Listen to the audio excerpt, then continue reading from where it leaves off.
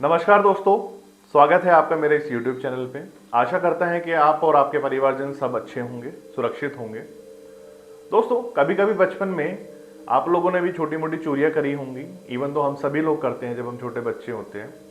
And वो चोरी करने के बाद हमें अक्सर लगा रहता था कि हमें कोई पकड़ ना ले, या अगर हम पकड़े जाते तो हम अपने हाव भाव कैसे छुपाएंगे, या कैसे अगर हम पकड़े जाते तो हमें कैसे रिएक्ट करना है। तो क्या आप सोच सकते हैं कि एक कातिल जो अभी लगभग 10-15 मिनट पहले ही किसी का मर्डर करके निकला हो, वो बहुत ही नॉर्मल तरीके से, बहुत ही इजी वे में अपने हाव भाव को छुपा रहा है, इवन दो अपने साथी के साथ हंसी ठिठोले कर रहा है। दोस्तों, आज की जो कहानी है वो एक ऐसी कहानी है जो का एक अच्छी केस स्टडी भी बन सकती है। हैदराबाद की ये घटना जिसमें दो जो हाउस हेल्पर होते हैं वो एक 50 साल की लेडी का मर्डर कर देते हैं एंड उसके घर में चोरी करके वहां से फरार हो जाते हैं। 10 सितंबर की शाम हैदराबाद की कुकलपट्टी एरिया के एक अपार्टमेंट की लिफ्ट में ये दोनों लोग कैद होते हैं और कैद होकर कुछ इस तरीके से दिखते हैं जैसे इन्होंने कुछ किया ही ना हो।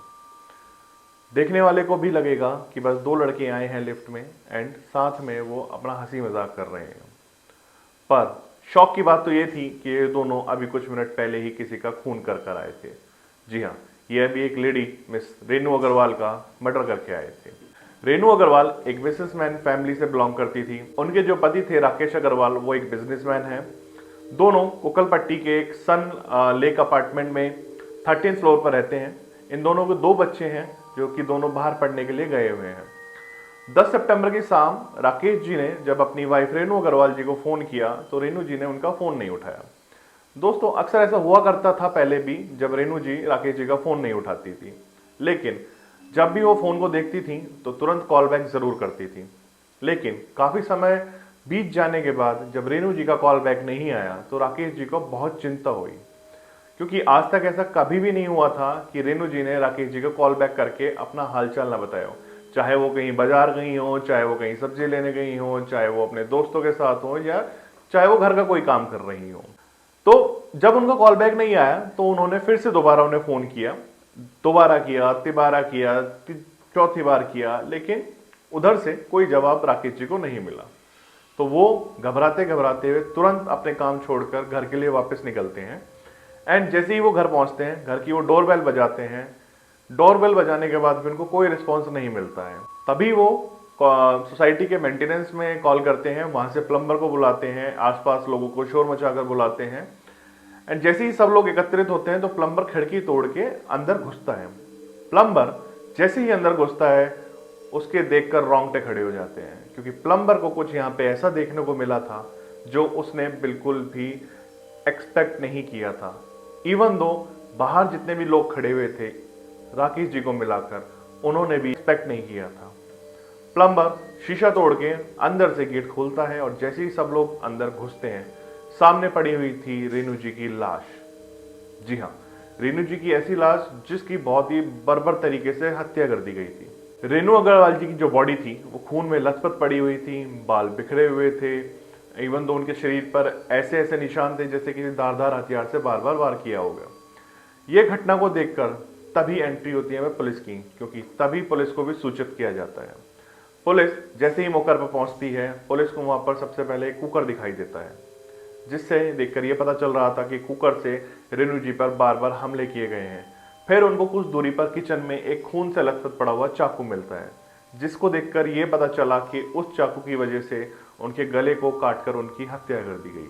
पुलिस सबसे पहले जितने भी सोसाइटी के सीसीटीवी कैमरास थे, लिफ्ट के सीसीटीवी कैमरास थे, उनको अपने पास एज अ एविडेंस इकट्ठा करती है एंड उनको मॉनिटर करना शुरू कर देती है।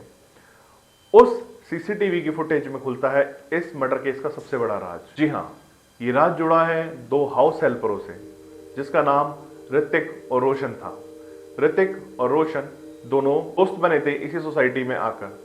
एंड ऋतिक ने अभी कुछ लगभग 11 दिन पहले ही राकेश जी का घर ज्वाइन किया था, जो कि उनको एक एजेंसी के थ्रू लगवाया गया था।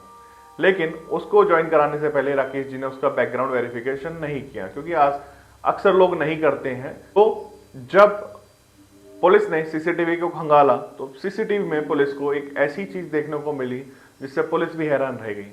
जी हाँ, रेनू जी की हत्या के कुछ देर बाद ही दोनों ये लिफ्ट में कैद हुए हैं। लिफ्ट में इस तरीके से वो दिखाई दे रहे थे जैसे उन्होंने कुछ नहीं किया हो, बिल्कुल एकदम फ्रेश हो, आराम से कहीं जा रहे हो। लेकिन ये राज खुला तब जब ऋतिक और रोशन पुलिस के कब्जे में आए। आखिर ऋतिक और रोशन पुलिस के कब्जे में कैसे आए, उसमें रोल प्ले करता है एक टैक्सी ड्राइवर। जैसे ही पुलिस को सीसीटीवी मिलती है, पुलिस अपने चारों तरफ सर्कुलेट कर देती है, मीडिया में ये फुटेज वायरल हो जाती है। जैसे ही ये फुटेज वायरल होती है, जिस टैक्सी में ऋतिक और रोशन भागे थे, वो टैक्सी ड्राइवर तुरंत पुलिस को कॉल करके बताता है, सर इन दोनों को मैंने अभी इस जगह पे छोड़ा है। साथ ही साथ इस चीज से पहले पुलिस उन दोनों के घर पे, जो कि दोनों बिहार झारखंड के रहने वाले थे, वहां पर भी दबिश डालती है, लेकिन वहां से पुलिस को कुछ नहीं मिलता है।